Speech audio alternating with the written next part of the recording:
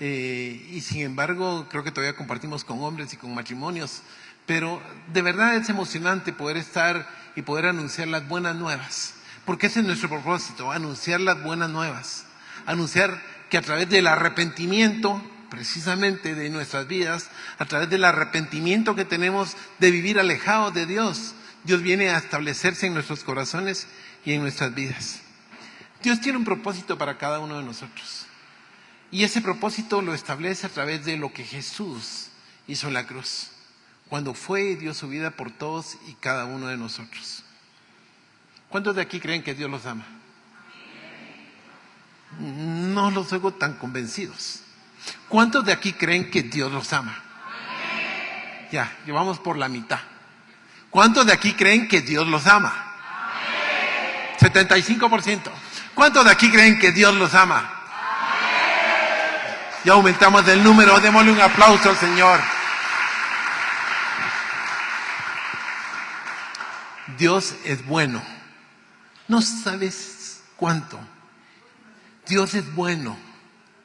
Y sabes que es lo más lindo, que es bueno siempre, no de vez en cuando, sino que es bueno siempre. Y su misericordia es nueva cada día para con nuestras vidas. Así que no importando cuánto, qué tan bien o qué tan mal nos hayamos comportado, si venimos a Él arrepentidos, en su gracia, en su amor y en su favor, nos limpia, nos perdona y nos hace personas nuevas. Pero para ello necesitamos un cambio radical en nuestras vidas. Quiero iniciar compartiendo con ustedes algo que considero sumamente importante y lo quiero iniciar contando una historia. Quizá para que nos podamos identificar o podamos identificar a alguien, no con el deseo de juzgar, sino que podamos estar como atentos. Pero más que para identificar a alguien, que nos podamos examinar a nosotros mismos, porque de eso se trata. Que nos examinemos a nosotros mismos para ver qué tipo de conducta estamos llevando, para ver cómo realmente está nuestra relación con el Señor.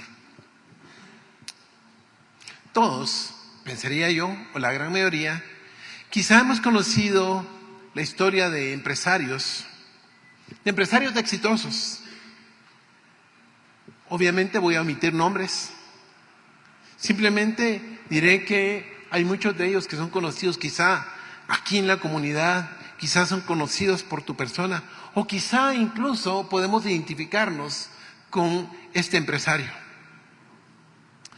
Este empresario es una persona generosa, una persona respetada en su comunidad, una persona que participaba activamente en la iglesia, que está involucrada en eventos benéficos y era visto como un ejemplo de integridad. Sin embargo, un día fue arrestado por fraude, por corrupción, por robar a gran escala en la empresa donde había estado por muchísimo tiempo. La gente cercana y la comunidad en general se quedaron anonadados, se quedaron en shock al descubrir la verdadera naturaleza de este hombre, quien por fuera parecía íntegro, pero por dentro escondía intenciones corruptas. Esta historia nos recuerda que no todo lo que parece bueno a los ojos humanos es genuino ante los ojos de Dios, que no todo lo que parece bueno es correcto y es verdadero. Y eso mismo es lo que Jesús habló a sus discípulos y que Mateo nos lo traslada. Y quiero pedirte que vayamos al Evangelio según Mateo, para que miremos cómo desde aquella época, es más, que vayamos, podríamos ir a tiempos más remotos y empezar a ver cómo esa acción equivocada en el corazón de los hombres ha estado presente a través de todos los tiempos. Y por eso es que Jesús de eso le habló a sus discípulos. Y nos lo traslada el evangelista Mateo en la llamada parábola del trigo y la cizaña. En otras versiones dice la parábola del trigo y la maleza. Y te quiero pedir que en Mateo 13, versos 24 al 30, vamos a empezar a leer realmente esta narrativa y esta enseñanza que el Señor Jesús les da a sus discípulos y obviamente nos la traslada a nosotros. Voy a leer en la Nueva Traducción Viviente, que dice: La siguiente es otra historia que contó Jesús. El reino de los cielos, el reino del cielo es como un agricultor que sembró buena semilla en el campo. Pero aquella noche, mientras los trabajadores dormían, vino su enemigo, sembró hierbas malas entre el trigo y se escabulló. Cuando el cultivo comenzó a crecer y a producir granos, la maleza también creció. Los empleados del agricultor fueron a hablar con él y le dijeron: Señor, el campo donde usted sembró la buena semilla está lleno de maleza. ¿De dónde salió? Esto es obra de un enemigo, exclamó el agricultor. ¿Arrancamos la maleza?, le preguntaron. No, contestó el amo. Si lo hacen, también arrancarán el trigo. Dejen que ambas crezcan juntas hasta la cosecha. Entonces les diré a los cosechadores que separen la maleza, la aten en manojos y la quemen, y pongan el trigo en el granero. Pero ante la falta de comprensión de esta parábola, de esta historia que el Señor Jesús le estaba contando a sus discípulos, en el trayecto incluye dos parábolas más. Y viene y les habla de la parábola de la mostaza y la parábola de la levadura, muy similares en cuanto al significado de la que vamos a compartir el día de hoy. Pero después, como ellos no entendían a qué se estaba haciendo referencia, no entendían de qué estaba hablando Jesús, viene Jesús y empieza a darles la explicación precisamente de la parábola. Y aquí quiero pedirte que pasemos al versículo número 36, siempre de Mateo 13. Donde el Señor dice: luego Jesús dejó a las multitudes afuera y entró en la casa. Sus discípulos le dijeron: por favor, explícanos la historia de la maleza en el campo. Jesús respondió: el Hijo del Hombre es el agricultor que siembra la buena semilla. El campo es el mundo y la buena semilla representa a la gente del reino. La maleza representa a las personas que pertenecen al maligno. El enemigo que sembró la maleza entre el trigo es el diablo.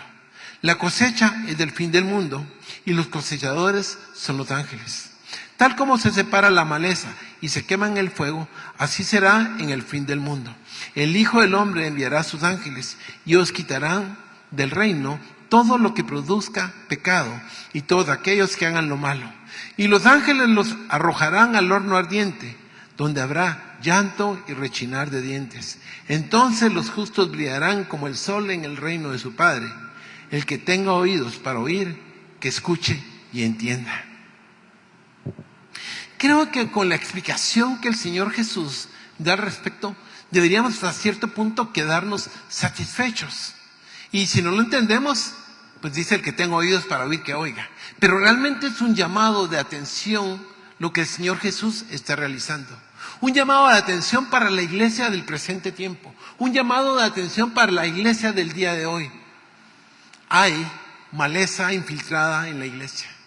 Hay maleza infiltrada a través de enseñanzas. Hay maleza infiltrada a través de palabras que las personas dan. Hay maleza infiltrada cuando se tergiversa lo que la palabra de Dios dice. Hay maleza infiltrada cuando se usan textos de la palabra sacados de su contexto. Hay maleza infiltrada cuando no nos explican exactamente qué es lo que la palabra dice y simplemente quieren manejarnos a través de emociones, de sentimientos o de filosofías extrañas que solamente nos van a alejar del propósito y la voluntad de Dios para nuestras vidas. Tenemos que estar atentos, mis hermanos. Tenemos que tener los oídos bien abiertos. Y no hablo solamente de estos, sino estoy hablando de los oídos espirituales para poder discernir a la luz de la palabra y para poder discernir por medio del Espíritu Santo que habita en nosotros si lo que nos están diciendo proviene del corazón de Dios o proviene del corazón del hombre. Si proviene del mundo o proviene del reino de los cielos. Si proviene de la voluntad de Dios o proviene de la voluntad del enemigo que sembró la mala semilla en el campo donde tú y yo habíamos sido plantados. Esta parábola ilustra la coexistencia del verdadero creyente y del falso creyente dentro de la iglesia hasta el día del juicio final. No todos los que parecen estar en la iglesia pertenecen al reino de los cielos. Repito, no todos los que están en la iglesia pertenecen al reino de los cielos. ¿Y sabe de dónde proviene esto? Que muchísimas veces las personas dan simplemente Venido a tener un encuentro con Dios, pero nada más un encuentro emocional, que no perdura. Y muchos solamente han venido a tener un encuentro con el Señor de carácter intelectual. Es decir, solamente adquirieron el conocimiento de lo que la palabra de Dios dice, mas no están caminando y viviendo en lo que la palabra de Dios dice. Recordemos que la palabra habla muy claramente que por nuestros frutos seremos reconocidos. Esto no quiere decir que nosotros tengamos algún derecho de venir y empezar a juzgar a cada uno de los hermanos que están. Quizá el que está a tu izquierda, tú ahorita has dicho, este a saber si es. Aquella, a saber si es. No, no se trata que estemos juzgando, sino se trata que sí juzguemos nuestra propia vida, sí juzguemos nuestro propio proceder, que nosotros realmente estemos seguros, plenamente convencidos de que hemos venido a un verdadero arrepentimiento, de que hemos venido realmente a caminar en el camino del Señor, que estamos realmente caminando en los principios que Dios estableció y que somos dignos representantes de Él. Se trata que examinemos nuestras vidas para ver qué clase de arrepentimiento hemos tenido y qué tipo de vida estamos viviendo. Por eso encontramos precisamente en el versículo 30 que dice, dejad crecer juntamente lo uno y lo otro hasta la siega. Y el tiempo de la siega yo diré a los segadores, recoged primero la cizaña y atadla en manojos para quemarla, pero recoged el trigo en mi granero. No se trata de que nosotros juzguemos, no se trata de que nosotros miremos las faltas en la otra persona. No se trata de que nosotros miremos la paja en el ojo del hermano, sino que nosotros veamos primeramente la viga que está en nuestro ojo. Antes de juzgar a otro, juzguémonos. Y como nunca vamos a terminar de juzgarnos, porque nunca vamos a llegar a ser perfectos, tenemos que decir que nunca tenemos que juzgar a otros. Sí tenemos que poner atención qué tipo de conducta tienen, sí tenemos que poner atención cómo se comportan, y tal vez en este sentido es sumamente importante. Hay un refrán popular que dice, el que anda entre la miel, algo se le pega. Y entonces si nosotros nos juntamos con la maleza, no lo dice en el texto, pero nos convertimos en maleza. Si nosotros andamos entre gente que anda en caminos equivocados, seguramente tomaremos los caminos equivocados. Lo ilustro con una historia. Quizás sería alrededor del año de 80, principios de los 80. Atendíamos a un grupo de misioneros que venían de Chicago. Y en Chicago, en los Estados Unidos, para los que no conocen y los que sí conocen que lo recuerden, es casi todo totalmente plano. Ver montañas y ver volcanes para ellos realmente les llama muchísimo la atención. Y ellos nunca habían visto un volcán y nunca menos habían subido uno. Fuimos a subir al volcán de Agua, que es sumamente fácil de subir, pero cuando veníamos de regreso, veníamos caminando con todos los jóvenes que fuimos en esa oportunidad y algunos decidimos que el camino iba así y dijimos, aquí se echa la vuelta, salgámosles adelante.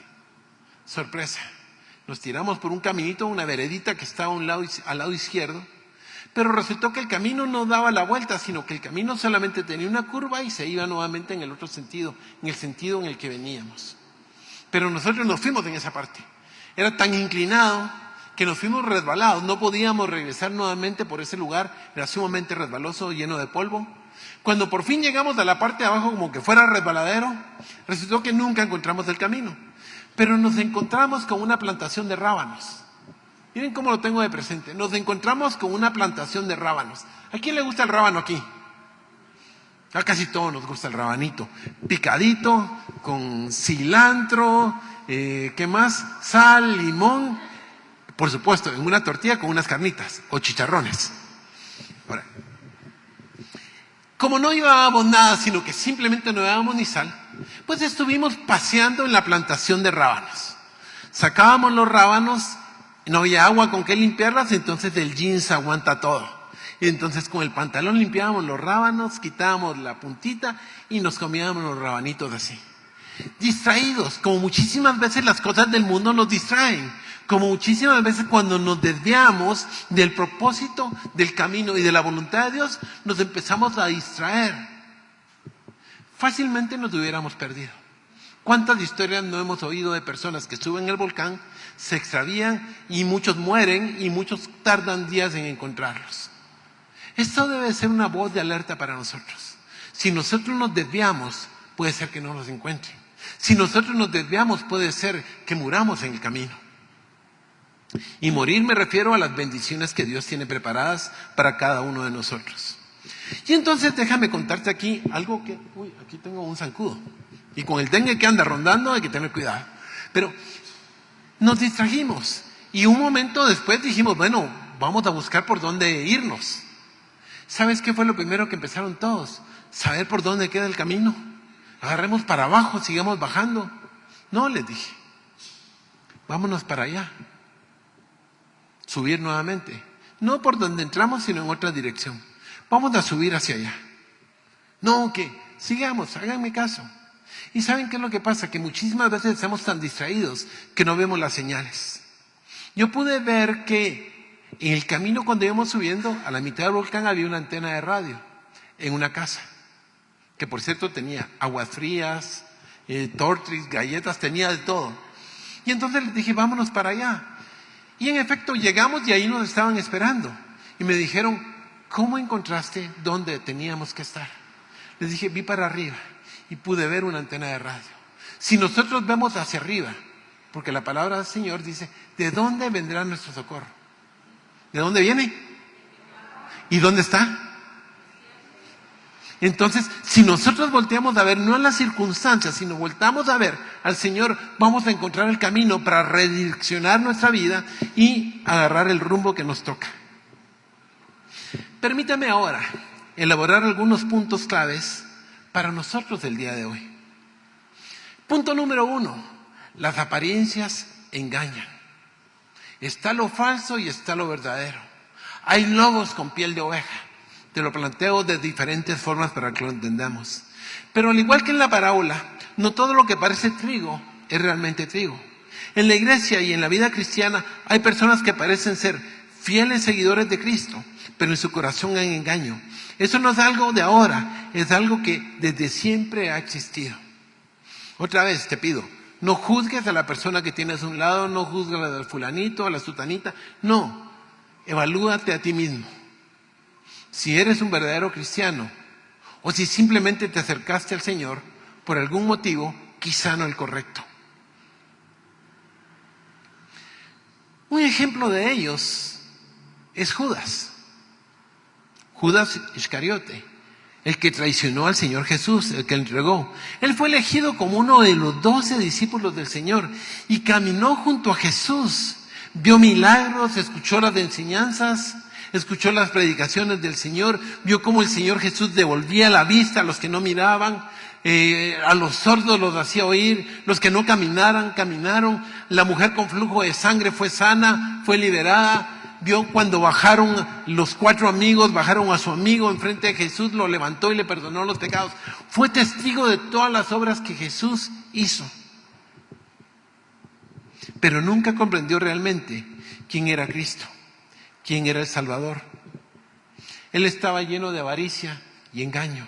Estaba más preocupado por las finanzas y por el dinero que por una relación genuina y estrecha por Dios. Estaba más preocupado por las cosas materiales que podía recibir de Dios que por tener una relación y poder servir al Señor. Un ejemplo de esto tenemos cuando Juan, en el Evangelio de Juan, en el capítulo 12, versículo número 6, dice que decía, cuando una mujer perfumó los pies de Jesús, decía, no porque se cuidara de los pobres, sino porque era ladrón, y teniendo la bolsa sustraía de lo que se echaba en ella. Dicho en otras palabras, se adueñaba de lo que no le pertenecía. Se adueñaba de lo que le pertenecía al Señor. Él solamente estaba buscando su propio beneficio en su relación con Dios, mas no estaba buscando realmente el reino de los cielos, mas no estaba buscando caminar en los principios que Dios había establecido.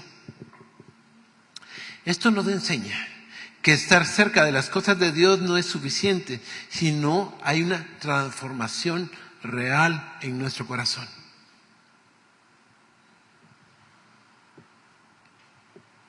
Número 2. Los falsos discípulos son producto de la falta de entendimiento y de un corazón endurecido. El corazón endurecido hace un falso discípulo. Pregúntate, ¿cómo está tu corazón? Muchos creen que venir al Señor porque estás pasando en un momento de crisis es más que suficiente. Venir al Señor es no solamente venir en el momento de crisis, sino permanecer caminando con Él, aunque ya hayas salido de tu momento de crisis. Otros momentos de crisis vendrán, otros momentos de dificultad, otros retos vendrán, pero caminando con el Señor podremos vencer todos y cada uno de ellos. Judas, como mencioné, era parte del círculo íntimo de Jesús, pero su traición revela que nunca había abrazado la verdadera misión de Cristo Jesús. No entendía el plan de redención ni el propósito del Mesías. Creía en un Cristo político, un libertador terrenal, y al darse cuenta que Jesús no cumplía con las expectativas, lo entregó por 30 monedas de plata. Mateo capítulo 26, versos 14 y 15.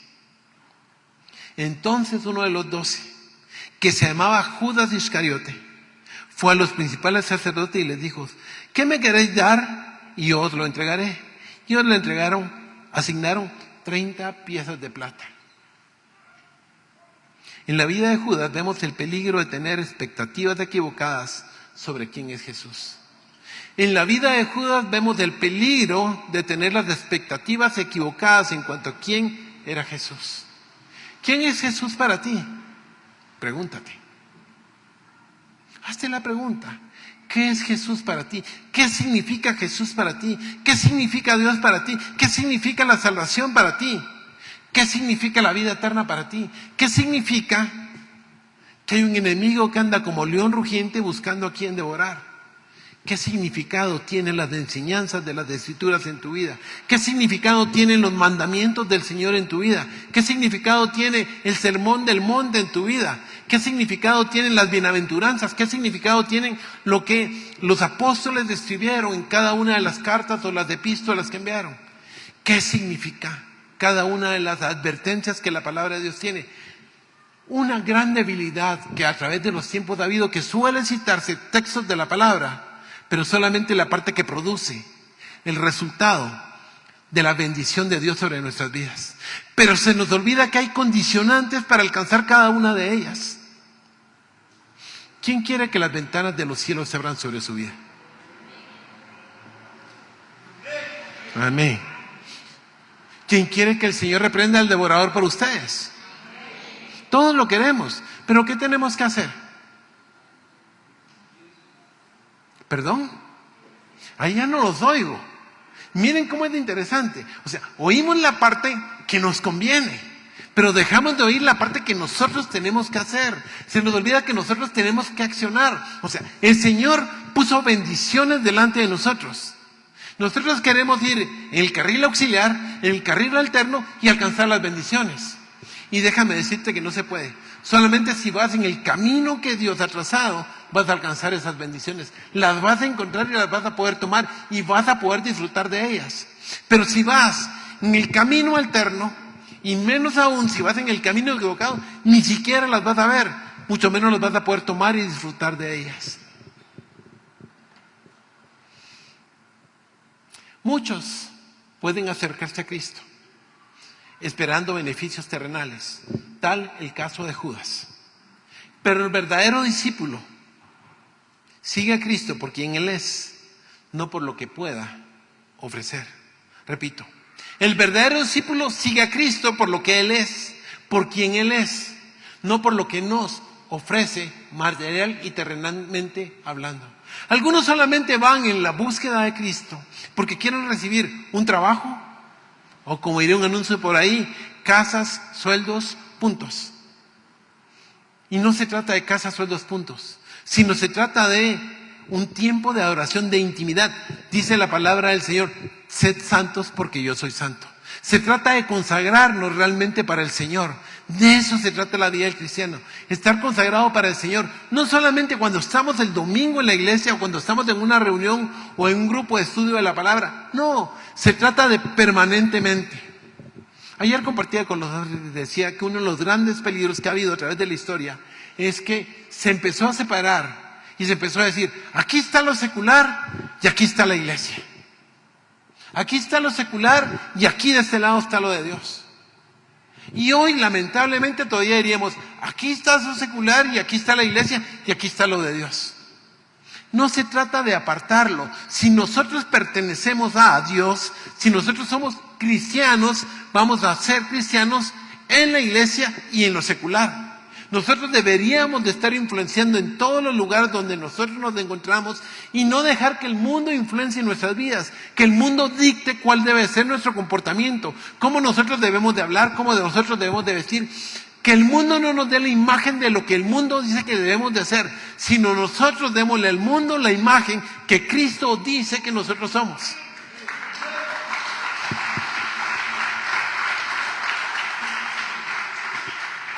Pero para eso tenemos que conocer lo que la palabra de Dios dice.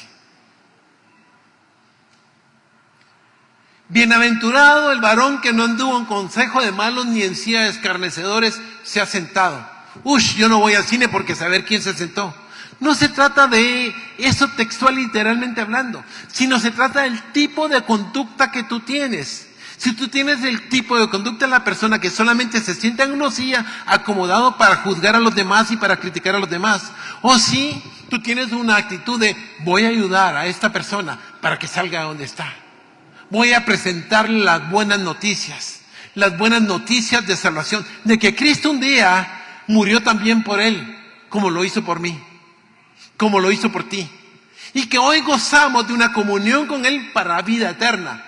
No solamente una relación temporal, sino una relación eterna junto al Padre. Lo más lamentable, y es el punto número 3, son las consecuencias de ser un falso discípulo, de ser un falso cristiano, de no vivir un cristianismo genuino y un cristianismo verdadero.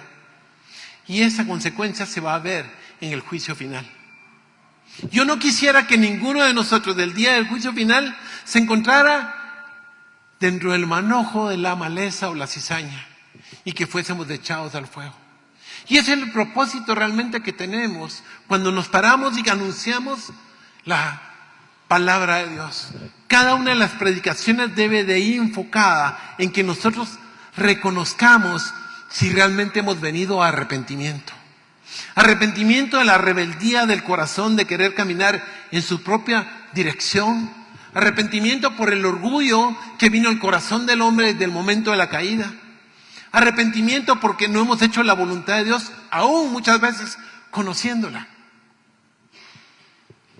En esta parábola, Jesús deja claro que aunque el trigo y la cizaña, aunque el trigo y la maleza crezcan juntos, aunque el cristiano y el falso cristiano crezcan juntos, llegará un día en que serán separados. Así será en el juicio final.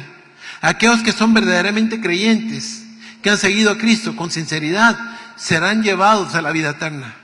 Pero aquellos que no han buscado la relación con Cristo, una relación genuina con Dios, serán cortados como maleza y serán echados al lugar donde hay crujido de dientes, donde hay dolor y donde hay lágrimas. Los falsos creyentes, aquellos que aparentaron ser cristianos, pero negaron el poder de transformación del Evangelio, serán apartados para el castigo eterno. Aquellos que negaron el sacrificio de Cristo Jesús en la cruz, serán llevados al castigo eterno. Mateo, en el capítulo número 7, parte del Sermón del Monte, versos 22 y 23, nos dice que muchos dirán en aquel día: Señor, Señor, ¿no profetizamos en tu nombre? Y en tu nombre echamos fuera demonios, y en tu nombre hicimos muchos milagros. Y entonces les declararé, dice el Señor: nunca os conocí, apartados de mí, hacedores de maldad. No se trata de las obras que tú estás haciendo para verte posiblemente tú, sino se trata de las obras que haces como una evidencia de la transformación que Cristo Jesús ha creado y originado en tu vida, producto de el cambio de vida, producto de el cambio de vestimenta, producto de que estabas en las tinieblas y Dios te llamó a su luz admirable y ahora eres una persona diferente. Oímos de un testimonio que me impactó muchísimo el día viernes. Y le agradezco a nuestro hermano que lo haya dado y que ha tenido la valentía de pararse y compartir ese testimonio. Pero ese testimonio denota realmente que Cristo Jesús, que la llenura del Espíritu Santo en nuestras vidas puede realmente cambiarnos. Podríamos haber sido oscuros completamente en nuestra forma de ser, rojos como el carmesí, y el Señor hacernos blancos como la nieve. Dios nos puede cambiar. Dios nos puede hacer personas diferentes. Pero tenemos que acercarnos a Él de una forma genuina, con completa transparencia y con completa integridad.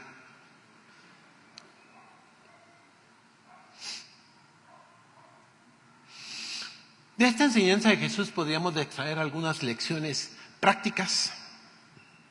Y el apóstol Pablo precisamente nos exhorta a eso. Cuando en 2 Corintios, en el capítulo 13, versículo número 5, nos dice: examínense para saber si su fe es genuina. Miren qué interesante. Examínense para saber si su fe es genuina. Pruébense a sí mismos. No dice examinen a otros, prueben a otros. Está hablando de una acción que cada uno de nosotros debe realizar en su propia vida, en su propio pensamiento, en su propio corazón. Examínense para saber si su fe es genuina. Pruébense a sí mismos. Sin duda saben que Jesucristo está entre ustedes. De no ser así, ustedes habrían reprobado el examen de la fe genuina. ¿Estás seguro que Cristo, Jesús, habita en tu corazón? ¿Estás seguro que realmente veniste a arrepentimiento y un arrepentimiento integral en tu vida? Esta palabra nos invita a reflexionar sobre la autenticidad de nuestra relación con Cristo. Y aquí te hago una pregunta: ¿eres trigo o eres maleza? ¿Eres trigo o eres cizaña? ¿Eres cristiano? ¿Eres discípulo o eres un falso discípulo? No para que levantes tu mano, ni con el deseo de avergonzarte, sino realmente de que nos examinemos y reflexionemos. Si el día del juicio fuera hoy, ¿a dónde iríamos? ¿Al castigo eterno o a la vida eterna en presencia de Dios el Padre? Yo quiero asegurarme de que estamos realmente arrepentidos. Yo quiero asegurarme de que los que estamos aquí realmente hemos venido con la intención genuina en nuestro corazón para caminar en el Señor todos los días. Yo quiero asegurarme de que todos los que estamos aquí realmente somos salvos. Yo quiero asegurarme de que todos los que estamos aquí realmente somos discípulos de Jesús.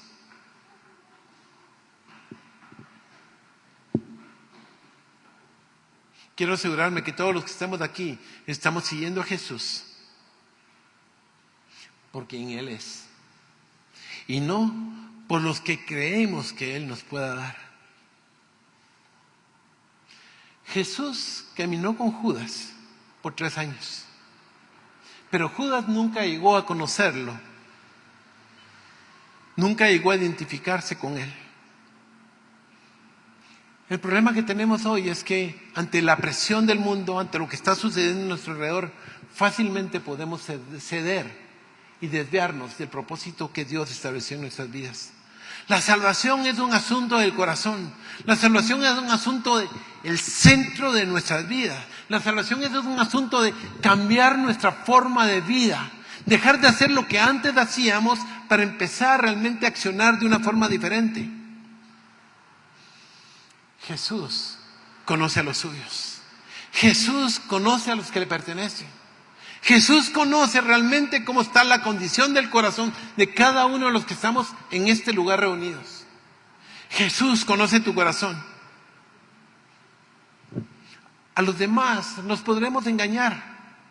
Podremos presentar una imagen realmente inmaculada, perfecta, con las mejores vestiduras aparentemente espirituales, pero estar totalmente apartados del Señor. Yo te quiero invitar a eso precisamente, a que medites. si estás en la relación correcta con Cristo Jesús o estás caminando en la calle paralela. Y más aún, a que medites si no solamente tuviste un encuentro emocional con el Señor. Déjame presentarte también algunas aplicaciones o algunos puntos que podrían realmente cambiar nuestra vida y nos harán vivir en una alerta espiritual permanente, en una evaluación personal permanente, en un check-in permanente de nuestras vidas. Número 1, no te dejes engañar por las apariencias. Las apariencias engañan. Mantente alerta, pues dentro de la iglesia, dentro de la vida cristiana, dentro del argot cristiano, no todas las personas que profesan fe en Cristo son verdaderamente seguidores. No debemos de juzgar prematuramente a las personas, pero sí debemos de estar alertas de discernir el fruto de las personas, así también las enseñanzas que estas personas nos compartan. Número 2, asegúrate de que tu relación con Cristo sea la correcta todos los días, en todo lugar donde tú te encuentres. Porque si encuentras que posiblemente en tu casa tu relación con Cristo no es la correcta, si encuentras que en tu relación de casa todavía no has cambiado, si encuentras que tu relación en el trabajo sigue siendo el mismo de antes de venir a Cristo Jesús, ojo, debería de encenderse una luz de alerta en nuestros corazones y en nuestro entendimiento, en nuestro espíritu, para decir, algo malo está pasando en mí. Hay un área todavía que no le he rendido al Señor. O quizá no he venido completamente a arrepentimiento para cambiar mi forma de ser. Y esto nos lleva al punto número 3. Necesitamos tomarnos un tiempo para examinar nuestras motivaciones. Necesitamos tomarnos un tiempo para examinar cuál es la actitud de nuestro corazón, qué nos está motivando, incluso para venir el día domingo, si lo hacemos por un ritualismo religioso o si lo estamos haciendo realmente porque queremos venir a adorar al Señor, a ser cambiados y renovados en nuestro entendimiento para la transformación de nuestras vidas, para ser personas diferentes. Pregúntate dentro de esto a ti mismo, tómate un tiempo, retírate por un momento, apártate por un momento y pregúntate a ti mismo, ¿cuál es la motivación que tengo para seguir a Jesús? ¿Es por amor? ¿Es por amor y gratitud? ¿O solamente es por interés? Pregúntate por un momento si vienes a Cristo Jesús por gratitud a lo que Él hizo en la cruz, por gratitud a que Él entregó su vida para el perdón de tus pecados, por gratitud a que Él puso su cuerpo para llevar el castigo que nosotros nos merecíamos. O simplemente estás por Cristo Jesús porque es la moda del momento. Y esto me hace pensar en un cuarto punto. No te apoyes en tu propia prudencia. No te apoyes en tus propias capacidades. No te apoyes en tu propio conocimiento. Confía en el juicio de Dios. Confía en la misericordia de Dios. Confía en la gracia de Dios manifiesta en el sacrificio de Cristo en la cruz. Pues al final de los tiempos, Dios va a hacer esa separación entre el trigo y la cizaña, entre el trigo y la maleza, entre los verdaderos discípulos y los falsos discípulos. Confía en la justicia perfecta de Dios que prevalecerá a través de los tiempos.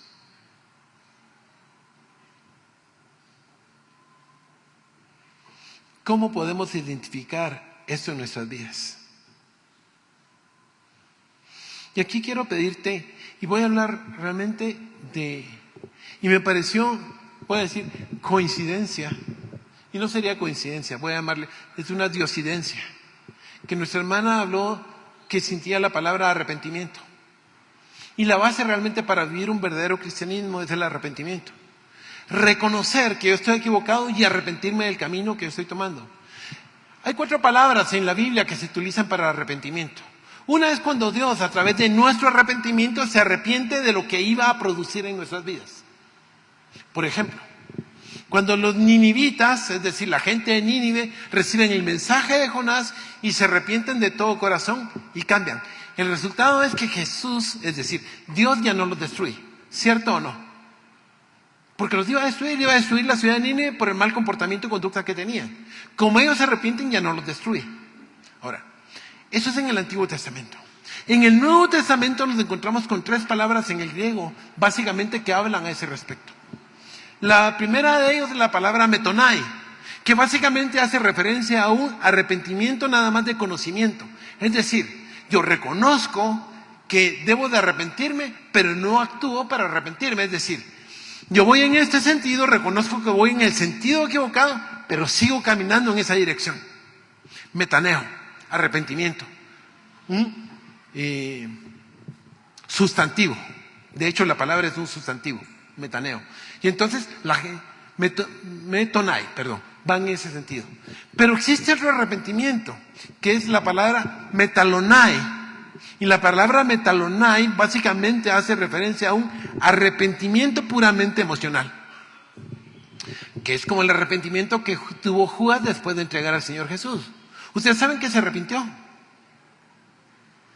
No, se quedan pensando, sí, eso no lo he leído. Sí, no nos dice Judas se arrepintió, pero la que hizo Judas demostró que se había arrepentido. Lo único es que fue nada más un arrepentimiento emocional, porque emocionalmente se contristó por lo que había hecho y fue y se ahorcó. Si hubiera tenido un genuino arrepentimiento, hubiera reconocido la obra de Jesús, y hubiera reconocido quién era el Cristo y se hubiera comportado de una forma diferente. Y la tercera palabra que habla del verdadero arrepentimiento, que incluye a los otros 2, es la palabra metaneo. Metaneo es un verbo, quiere decir, es una acción que nosotros tomamos. Y ese metaneo lo que hace es que si yo voy en este sentido, que si yo voy en el sentido equivocado, literalmente, no giro 360 grados y hago lo mismo otra vez, sino doy un giro de 180 grados y tomo la dirección contraria hacia donde yo estaba caminando. Metaneo quiere decir que si antes robabas, no robes más. Metaneo quiere decir que si antes usabas un lenguaje soez, o sea, malas palabras, las dejes de decir y empieces a bendecir la vida de las personas. Metaneo quiere decir que si antes tú criticabas y hacías chismes, lo dejes de hacer y en lugar de eso empieces a bendecir la vida de las personas. Metaneo es que si antes tú maldecías a alguien y ahora tú cambias tu vida y te conviertas en alguien que bendice a los demás. Metaneo quiere decir que si antes tu vestidura estaba sucia por el pecado, tú te cambias y te vistes de una ropa limpia y resplandeciente y empiezas a caminar en la dirección que Cristo Jesús nos quiere dar. Metaneo quiere decir que si tú en algún momento de tu vida, bueno, todos en algún momento de nuestra vida estábamos perdidos en nuestros delitos y pecados, que tomemos la dirección correcta. Quiere decir que si en algún momento no estábamos obedeciendo lo que la palabra de Dios dice, hoy tomemos la dirección correcta y empecemos a ser obedientes a lo que Dios nos pide. Metaneo quiere decir que yo me considero que soy pobre en espíritu y que la única forma de poder recibir la salvación es por medio de Cristo Jesús. No es por lo que sé, no es por mis emociones, no es por las obras, sino que es porque yo nada más tengo frutos de arrepentimiento que denotan que realmente he sido cambiado y transformado por lo que Dios ha hecho en mi vida.